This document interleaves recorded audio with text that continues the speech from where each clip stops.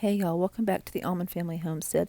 And as some of you know, if you're a member of the Crocker Family group or a couple other groups I posted last night, that there was a tornado really near our homestead and we sustained some minor damage, but the damage that our neighbors directly to the north and south of us was much more significant. And so what I'm going to do today is we're going to take a drive up and down the road a couple times, and I'm going to show you the damage that our neighbors sustained and then some that was on the back side of our property. We're okay, our animals are okay, but this is driving down our county road, then we're going to turn on the main road, and I'm just going to set this to some music and you can see what's happened.